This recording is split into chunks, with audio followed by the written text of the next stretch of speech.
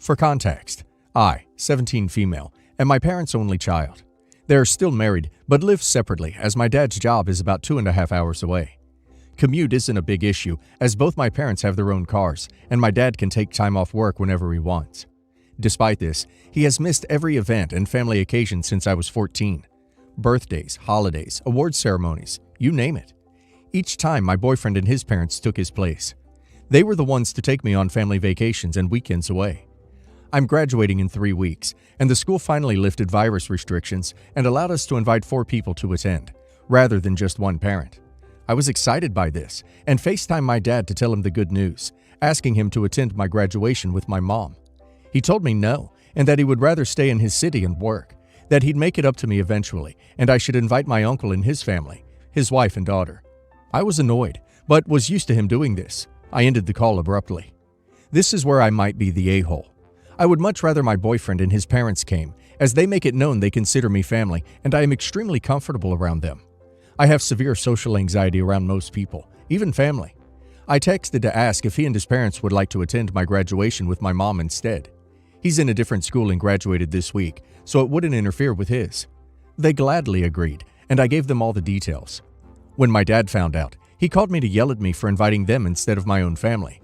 I told him my own family chose to work instead of attending his daughter's graduation, and at least my boyfriend and his family attended things important to me. He told me I was acting like a spoiled brat, and that I was choosing someone temporary over my family. My mom told me I should have invited my uncle and his family to keep the peace, but I say I should be around people I'm comfortable with. So am I the a-hole for inviting my boyfriend and his family instead? So your father is deeply neglectful and doesn't care about being there, but still insists on having his way in what is solely your event? Nah, man. You can and should invite people that actually want to celebrate with you.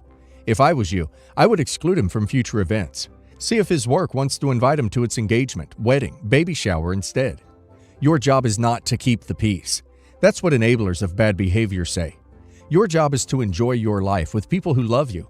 Evidently, he's not it. Not the a-hole. As a father who works a lot, not the a-hole. Any event my child had, I took time off to attend. Graduation is no exception. He put his job before you. Not the a-hole. Your dad declined his invite. He doesn't get to decide who goes in his place. You do. Keeping the peace when others are being unkind is very overrated. I, 50 male, have 5 daughters, 4 of which, Anna, 24 female, Allie, 22 female, Alex, 20 female, and Angela, 17 female, are biologically mine. I also have a stepdaughter who is 17 female, Sarah, and we plan on having an official adoption when she's 18. My bio daughters lived with their mother, and I had weekend visitations, so I'm not as close to them as I am to my stepdaughter. Here's the issue at hand. I only plan on paying for Sarah's university. My bio daughter's mother is low income, so they qualify for student loans, which negated child support obligations. Sarah, however, does not, because we have a good income, lower middle class. It's too early now to know what scholarships she will get. Despite our good income, between child support and legal fees for Sarah's custody, we are not as high income as we appear on paper. We did not have the means to start a university fund for Sarah, but we plan on reallocating our finances, taking extra hours, and possibly taking out a loan in our name if we need to, in order to pay for Sarah's university, and then having Sarah pay us back. Plus, Sarah started saving for university when she started working. Angela called me up the other day, since she is also researching and making plans for uni, and asked about financial aid from us. I explained that she will qualify for loans, as did her sisters, and that we can't or won't help her. This has since caused a lot of issues.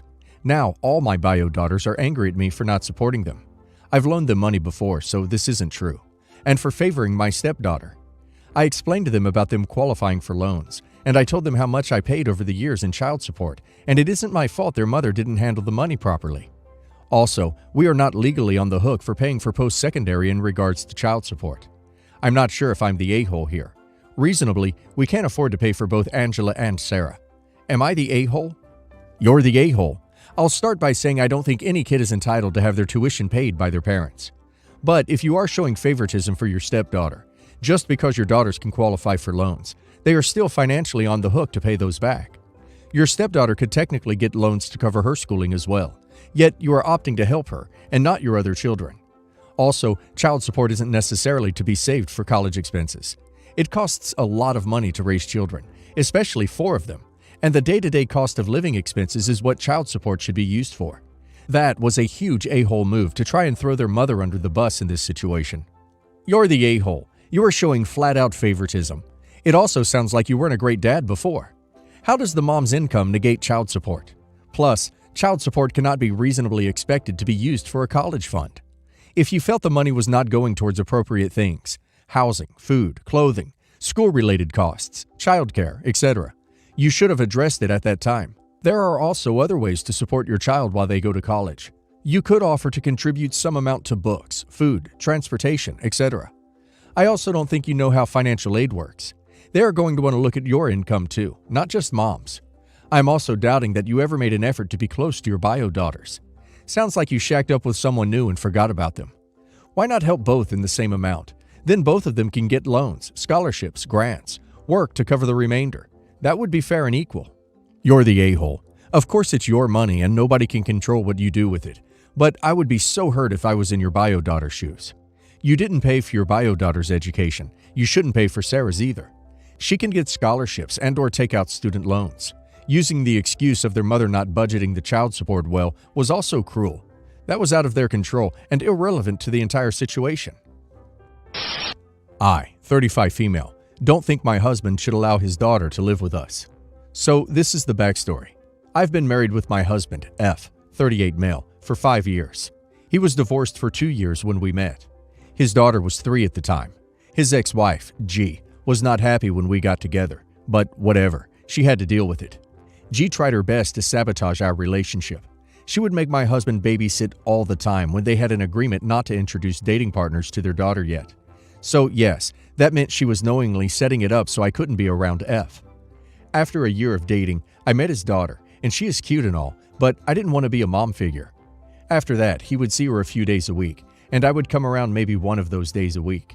I wanted to enjoy our dating life and our honeymoon phase together.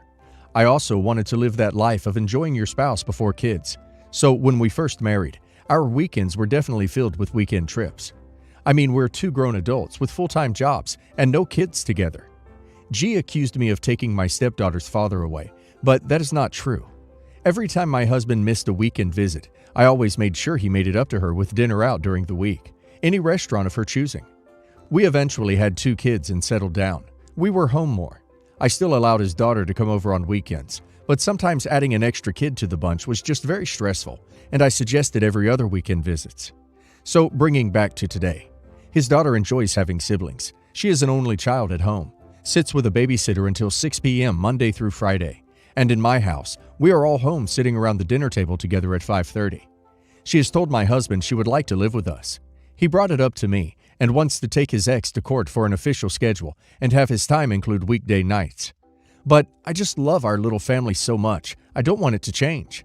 I don't want another person to learn picky food habits, learn what lunches she likes, add her extracurricular activities to our schedule.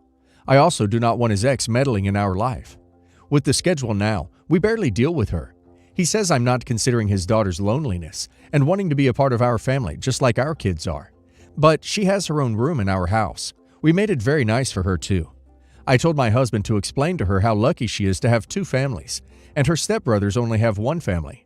How would you guys go about this situation? I mean, if I budge and let her live here 3 weeknights a week, that is a very big change to our home life, and we have had the same schedule since we have had our kids. I was thinking of my husband doing 3 dinners out with her a week, but I'm not willing for me and my kids to have family dinner 3 times a week without him. I guess he could always do it early and just order a small appetizer for himself. How would you guys handle this? You're married to a man with a child who wants to live with you and loves your family, and this is your response?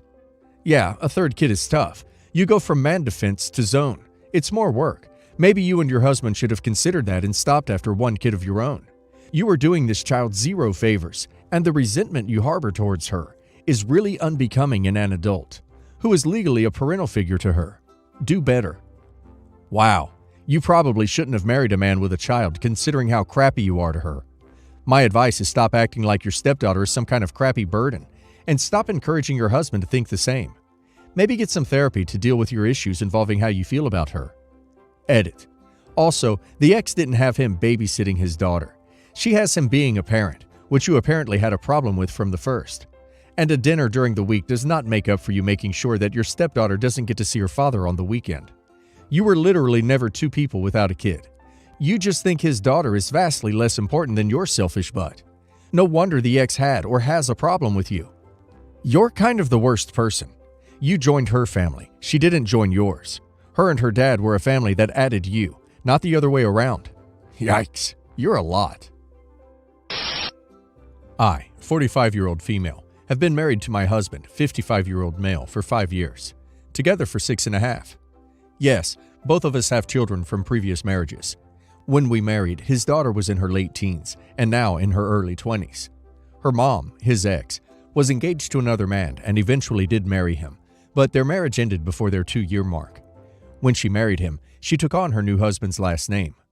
I knew this because I'm friends with my stepdaughter on Facebook, who gets tagged by her mom on a lot of posts, so I'm able to see her mom's profile info. Well, fast forward to recently.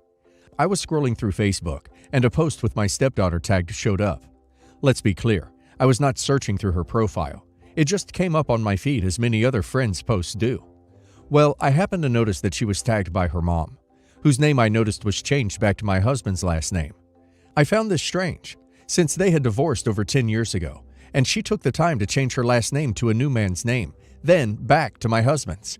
She had actively changed it when she got her divorce from her last husband, so she intentionally did this. Not like it just defaulted back. So I asked my husband if he knew anything about it, and he had no clue.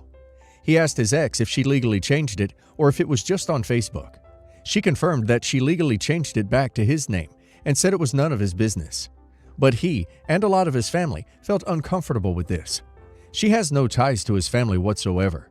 She became more defensive and stated her reasoning was to share the same last name as her daughter, and she wanted the credit, literally her exact words, for raising her, which I feel is a strange claim to make regarding your child, as though she is an object or something. She said all kinds of things about me and accused me of Facebook stalking her, which she thought is how I found out. The issue for me is that my stepdaughter is in a very serious relationship and plans to get married soon. She plans to take on her husband's last name. So what is her mom going to do then? Take on her daughter's husband's last name so she can match names and take credit? I don't know. I've dropped the issue. I know I am the one and only Mrs., but I was just curious. What do y'all think? Am I the a-hole? Is it weird to change your name back to your ex's of over 10 years ago, even though he has remarried? I found it kind of sad, honestly, and clingy. Like, move on already. You're the a-hole. She has no ties to the family whatsoever, except, I don't know, her daughter? It's none of your business what name she feels most comfortable with. She doesn't have to change it if her daughter changes hers. She likely just feels like of the 3 last names she's had, that's the one she's most comfortable with. The big question is, why do you even care? You're coming off as jealous of a woman who hasn't been in your life for over a decade, and it's not a good look at all. You're the a-hole. My first marriage lasted almost 20 years. He was an aggressive drinker. I developed my career during that time, and in my industry, I'm known as my ex's last name. When I divorced, I kept the name because that's what all my customers knew. I'd spent more time as that person than I'd lived with my maiden name. When I remarried years later, I kept the name, with my new husband's full awareness and blessing. It has nothing to do with my ex's identity, and everything to do with mine. I find it kind of sad and weirdly obsessive that you even care. You're married to him. What do you care what she does with her last name? She's not waving it around in your face or bothering you guys. So what's your issue? You're the a-hole. Me, female 24, and my fiancé, 28 male, are getting married in 2 months. His sister, 30 female, is nice enough, but I've always gotten the sense she doesn't like me. She's never been rude, but she just seems uninterested in me. Even so, when our families get together, her and her boyfriend are personable enough. I come from scholars, and they don't, so my family liked that she's a nurse, or so we thought. My cousins, both 34 male, came to town for a visit last week, and they said they were going to go out that night and they wouldn't be back till way late. They ended up coming back super early, and when we asked, me, my parents, and my fiancé, what happened, turned out they got kicked out of an S club for taking a picture of a dancer, and it was fiancé's sister. I was mortified because I never took her for the type. We told fiancé's parents, and it was a huge thing. Lots of drama between her and their parents. Eventually, everything calmed down, and it became, she's an adult, it's none of our business. This really rubbed me the wrong way, and I told fiance that I was no longer comfortable with her coming to the wedding. I was met with a lot of resistance, but eventually he agreed. When I called her to explain myself, she blew up at me and told me I was shaming her for something that didn't affect me. I told her it did affect me if she would be bringing a trashy atmosphere to my wedding. We come from money, and the last thing I want is men lining up for her services outside the broom closet. And I told her that much. She said she was offended that I suddenly think of her that way, and I told her she was more suited to a bachelor party than a wedding, and I hung up. Well, ever since then, their family has been telling me how much of a bee I am for telling her what they won't. And now my fiancé is starting to say I should reconsider. But I don't think bringing an S-dancer to a wedding is appropriate. You're the a-hole just for that statement. Are you going to ban your trashy cousins who went to the strip club as well? They'd probably be the first in line for her services, should she decide to offer. If OP's family doesn't dump her snotty butt, then he deserves being married to someone like this. Can't buy class. OP has just proven that. You're the a-hole. You're the a-hole. I'm missing exactly where your sister-in-law exhibited trashy behavior. She has a job she keeps private, period. You literally had no idea until your family started to creepily sneak pictures of her while they were out drinking and carrying on. Your sister-in-law may work at a club, but your family was kicked out of the same place for being classless and out of line. They were literally too trashy for the atmosphere you're complaining about. Then, you decided to dip yourself further into the dumpster fire of trash that is your family by blasting an adult's business to her parents, as if she's a little kid caught skipping school. Was the tattletale nonsense necessary about something that's clearly zip all of your business?